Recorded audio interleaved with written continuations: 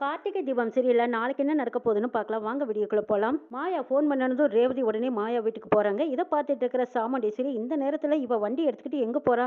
சரி பின்னாடியே போய் பார்க்கலான்னு சாமுண்டீஸ்வரியும் பின்னாடியே போறாங்க. ரேவதிக்காகவே வாசல்லையே காத்திருக்காங்க மாயா. ரேவதி வந்ததும் ரெண்டு பேரும் உள்ள போய் பேசுறாங்க. அக்கா இந்த நேரத்துல எனக்கு எதுக்கு வர சொன்னீங்கன்னு ரேவதி கேட்கவும், ஆமா ரேவதி எனக்கு பேசுறதுக்கு கூட ஆள் கிடையாது. உன்கிட்ட கொஞ்சம் பேசினா மனசுக்கு நிம்மதி கிடைக்கும்னு நினைச்சேன். கவலைப்படாதீங்க, அப்செட் ஆகாதீங்கிறாங்க ரேவதி. நீ ரொம்ப ஈஸியா சொல்லிட்டே. நீ மட்டும் இந்த வீட்டுக்கு மருமகள் ஆக்கியிருந்தா நான் எவ்வளவு பூரிச்சு போயிருப்பேன் தெரியுமா? உங்க அம்மாவும் அந்த டிரைவரும் சேர்ந்து மகேஷை என்னமோ பண்ணிட்டாங்க. அப்படி எதுவும் பண்ணாம இருந்திருந்தா உங்க ரெண்டு பேத்துக்கும் நல்லபடியா கல்யாணம் ஆயிருக்கும். உங்க ரெண்டு பேத்துக்கும் கல்யாணமாகி நீ இந்த வீட்டுல சந்தோஷமா இருந்திருப்பேன். நானும் அதை பார்த்து சந்தோஷமா இருந்திருப்பேன். ஆனா இப்ப இந்த வீடு பாரு எவ்வளவு கலை இழந்து கிடக்குதுங்கிறாங்க மாயா.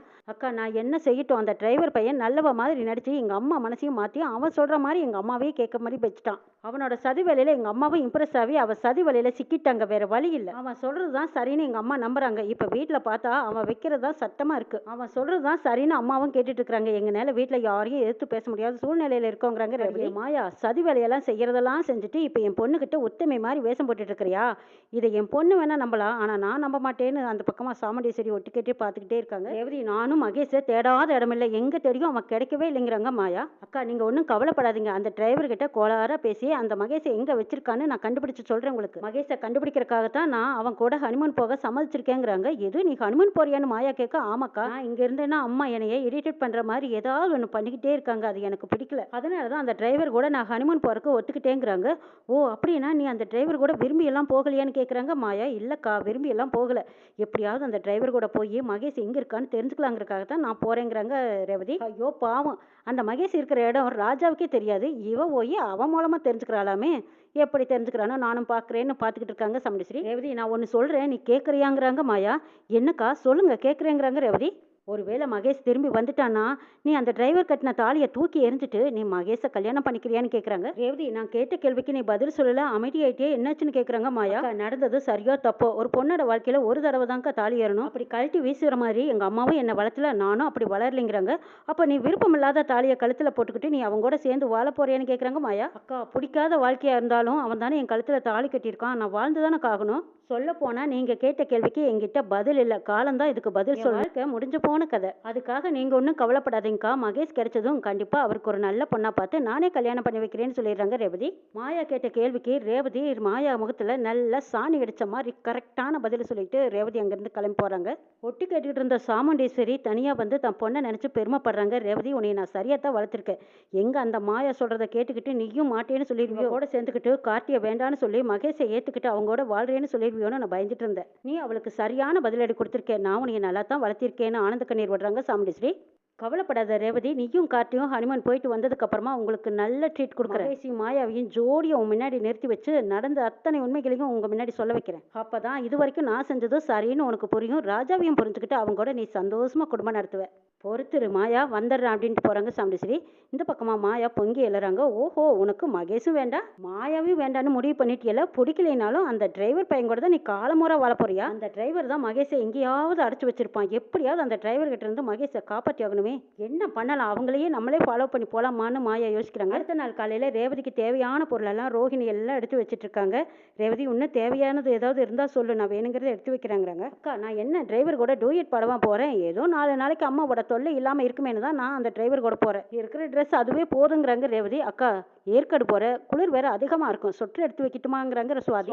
சும்மா தொணன்னு பேசாத, எனக்கு நிம்மதியா இருக்க விடுங்கிறாங்க ரேவதி. இப்படி எல்லாம் நம்ம கிட்ட எரிஞ்சு விழுந்து பேசவே மாட்டா. அம்மா அவளுக்கு பிடிக்காத கல்யாணத்தை பண்ணி வச்சதுனாலதான் ரேவதி நம்ம கிட்ட இப்படி எல்லாம் பேசுறா. அம்மா மான மரியாதையை பார்த்துக்கிட்டு இப்ப ரேவதிக்கு பிடிக்காத கல்யாணத்தை பண்ணி வச்சுட்டாங்க. இப்ப ரேவதி தான் அவஸ்தப்படுறா பாவங்கிறாங்க சுவாதி. மயில் வாகனம் கார்த்தி ரூமுக்கு வந்து கார்த்தியை பாக்குறாங்க. அடடே ஹனிமூன் போக தயாராயிட்டீங்க போல இருக்குங்கிறாங்க. அட ஏங்க நீங்க வேற கொஞ்சம் அமைதியா இருங்கிறாங்க கார்த்தி. இல்லப்பா இருந்தாலும் கல்யாணம் ஹனிமூன் எல்லாம் வாழ்க்கையில ஒரே ஒரு தடவை தான் வரும், அதை ஜாலியாக என்ஜாய் பண்ண வேண்டாமாங்கிறாங்க மயில் வாகனம். நீங்க வேற என்ன கடுப்பேத்தாதீங்க. இதை பார்ப்பா, நீயும் ரேவதியும் இப்ப ரெண்டு பேரும் ஒருத்தருக்கு ஒருத்தர் மனசு புரிஞ்சுக்காம போய்கிட்டு இருக்கீங்க. திரும்பி வரும்போது ரெண்டு பேரும் ஒருத்தருக்கு ஒருத்தர் மனசு புரிஞ்சு சந்தோஷமா வரும். வேற தவிர உங்களுக்கு வேற பேச்சே கிடையாதான்னு கார்த்தி கேட்கும். அட இப்ப ஹனிமூன் போறீங்க, அதை பத்தி தானே பேசணும். இங்க பாரு இப்ப எப்படி ரெண்டு பேரும் ஹனிமூன் போக புறப்பட்டுட்டீங்களோ, ரேவதி உனக்கு வேண்டான்னு சொல்றா. திரும்பி வரும்போது மாமா மாமான்னு மூச்சுக்கு 300 தடவை கூப்பிடுற மாதிரி நீ ஏதாவது பண்ணி அவ மனசுல இடம் பிடிக்கணும்ப்பா, சரியா? போயிட்டு எந்த பிரச்சனையும் இல்லாம திரும்பி வந்தோம்னா அதுவே போதும் எனக்குங்கிறாங்க கார்த்தி.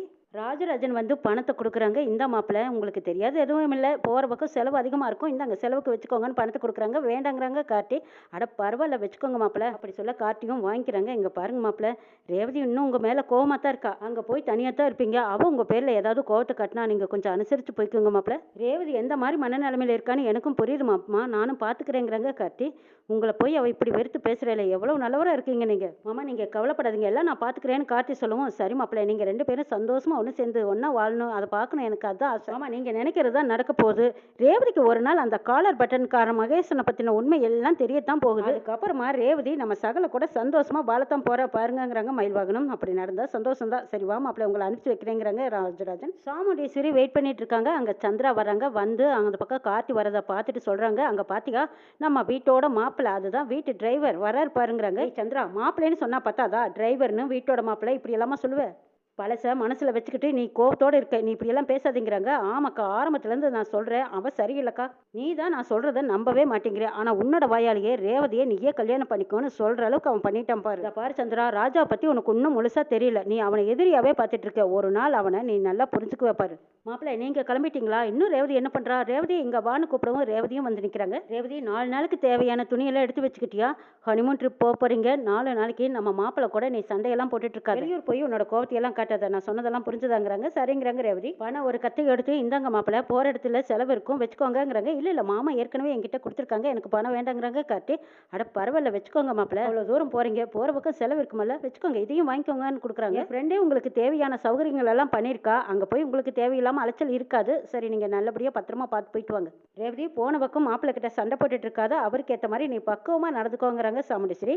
அம்மா இவ்வளவு தான் அட்வைஸா இல்லை இன்னும் ஏதாவது இருக்கா? ஃப்ளைட்டுக்கு நேரம் ஆயிடுச்சு, சீக்கிரமாக கிளம்புங்கன்னு சாமுண்டீஸ்வரி அவங்க 2 பேரையும் அனுப்பி வைக்கிறாங்க. காரை ஏர்போர்ட்லேயே விட்டுருங்க, நான் புது டிரைவர் வச்சு எடுத்துக்கிறேங்கிறாங்க சாமுண்டீஸ்வரி. சரிங்கிறாங்க. பின்னாடி போய் உட்கார்றாங்க ரேவதி. இப்போ எதுக்கு பின்னாடி போய் உட்கார்ற? முன்னாடி சீட்டில் போய் மாப்பிள்ளை பக்கத்தில் உட்காருங்கிறாங்க. காரில் எங்கே உட்காரணுங்கிற உரிமை கூட எனக்கு இல்லையா அப்படின்னு காரை கதவை டக்குன்னு சாத்திட்டு முன்னாடி வந்து உட்கார்றாங்க ரேவதி. கார்த்தி ரேவதி கிளம்பி வரதுக்கு முன்னாடியே மாயாவும் அங்கே ஏற்காடு வந்திருக்காங்க. அங்கே ஒரு ஹோட்டலில் போய் ரூம் புக் பண்ணியிருக்காங்க. ரூம் நம்பர் சொல்கிறாங்க. கோபின்னு ஒருத்தர் கூட்டிகிட்டு போய் அந்த ரூமில் விடுறாங்க. அங்கே போனதுக்கப்புறம் உங்களுக்கு ஏதாவது தேவைன்னா என்ன கூப்பிடுங்க மேடம்னு சொல்லிட்டு போகிறாங்க. சரிப்பா கூப்பிட்றேங்கிறாங்க. டே டிரைவர், மகேஷ்காகத்தான் நான் இங்கே வந்திருக்கேன். மகேஷை எப்படியும் கண்டுபிடிக்காம போக மாட்டேன். மகேஷை கண்டுபிடிக்கிறதுக்காக நான் எந்த எல்லைக்கு வேணாலும் போவேன். கார்த்தி ரேவதியும் அதுக்கு பின்னாடி வராங்க. இங்கே மாயா உனக்காகத்தாண்டா காத்துக்கிட்டே இருக்கேன், நீ வந்து தான் ஆகணும்னு எதிர்பார்த்துட்டு இருக்காங்க.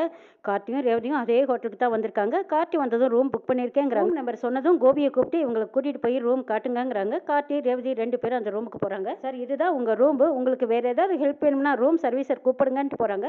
ரேவதி கார்த்தி அங்கே ரூமுக்குள்ளே போய் பார்த்ததும் அங்கே டெக்கரேஷன் எல்லாம் பலமாக இருக்குது. டெக்கரேஷன் ரொம்ப சூப்பராக இருக்குது. இதை பார்த்ததும் ரேவதி டென்ஷன் ஆகுறாங்க. இது எல்லாமே உன்னோட ஏற்பாடு தானா? என்ன ரேவதி எதுக்கு எடுத்தாலும் நீ என்னத்தான் சந்தேகப்படுவியா? என்ன ரேவதி நானும் உங்க கூட தானே வந்தேன், ரூம் அரேஞ்ச் பண்ணதும் நான் இல்லையே, அப்போ எதுக்காக இப்படி எல்லாம் பேசுறீங்கிறாங்க. அப்போ நீயும் நானும் வரேன்னு ஹோட்டல்காரங்களே இப்படி அரேஞ்ச் பண்ணி வச்சுட்டாங்களா?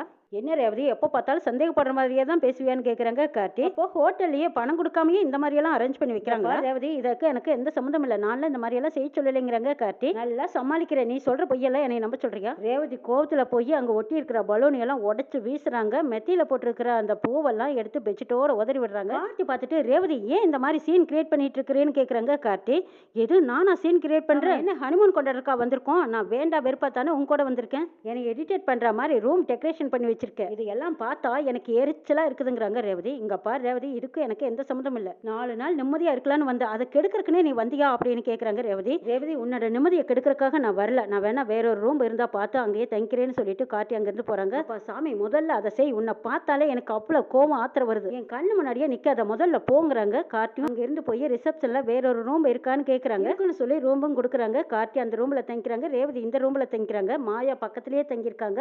மாயா பார்த்துட்டு கார்த்தியும் ரேவதியும் தனித்தனியாக தான் தங்கியிருக்காங்களா, இதை வச்சு நாம ஒரு சீன் கிரியேட் பண்ணிடலான்னு நினைக்கிறாங்க மாயா. அந்த கோபிங்கிறவரை கூப்பிடுறாங்க. இங்க வாங்களேன், உங்களுக்கு நான் வேண்டிய பணம் தரேன், நான் சொல்ற மாதிரி நீங்க செய்யுங்கன்னு சொல்லி ஒரு பொக்கையை கொடுக்குறாங்க. அதுல ஐ லவ் யூ ரேவதின்னு எழுதியிருக்காங்க. இதை கொண்டு போய் இந்த ரூம்ல ரேவதின்னு ஒரு பொண்ணு இருப்பா, அவகிட்ட அவ ஹஸ்பண்ட் கொடுத்த மாதிரி கொடுங்கிறாங்க. அவங்க ஹஸ்பண்ட் பேர் என்னன்னு கேட்கவும் ராஜாங்கிறாங்க. சரி மேடம் நான் கொடுத்துட்றேன்னு சொல்லி அந்த கோபி போய் ரேவதி ரூமை தட்டி இந்தாங்க உங்க ஹஸ்பண்ட் கொடுத்தாங்கன்னு சொல்றாங்க. அதை வாங்கின ரேவதிக்கு சரியான கோவம் ஆத்திர வருது. இங்க வந்து இவன் நிம்மதியா இருக்க விடமாட்டான் போல இருக்குதுன்னு அந்த பூங்கத்தை தூக்கி தூக்கி வீசுறாங்க. அடுத்தது ஒரு கார்டை கொடுக்குறாங்க. அந்த கார்டையும் பிரிச்சு பார்க்குறாங்க ரேவதி. அதுலயும் ஐ லவ் யூன்னு எழுதியிருக்கு. ச்சே, இவன் திருந்தவே மாட்டானா அப்படின்னு நினைச்சிட்டு கோவத்தோட கார்த்தி ரூமுக்கு போறாங்க. அந்த கார்டையும் கொண்டுட்டு போய் கார்த்தி கிட்ட காட்டுறாங்க ரேவதி. என்னது அப்படின்னு கேட்க, எனக்கு ஒன்றும் புரியல, இது என்னது அப்படின்னு கார்த்தி திருப்பி கேட்கறாங்க. உனக்கு ஒண்ணுமே தெரியலையா, நீ தானே கொடுக்க சொல்லி கொடுத்தாருங்கிறாங்க. ரேவதி தப்பாவே புரிஞ்சுக்கிட்டேன், இதுக்கு எனக்கு எந்த சம்மந்தம் இல்லைங்கிறாங்க கார்த்தி. ஆஹா, ரொம்ப நல்லாவே நடிக்கிறப்போ. பாரு, உன்னோட நடிப்பெல்லாம் என்கிட்ட செல்லாது. நான் முதல்லயே சொல்லியிருக்கேன், நான் நிம்மதியா இருக்கத்தான் வந்திருக்கேன். உங்க ஹஸ்பண்ட் தான் கொடுத்தாருன்னு சொல்லி அந்த வெயிட்டர் கிட்ட நீ கொடுத்துட்டு இப்ப எதுவுமே தெரியாத மாதிரி நடிக்கிறியாங்கிறாங்க ரேவதி. ரேவதியும் கார்த்தியும் பிரிக்கிறதுக்காக மாயா பண்ணின ஏற்பாடு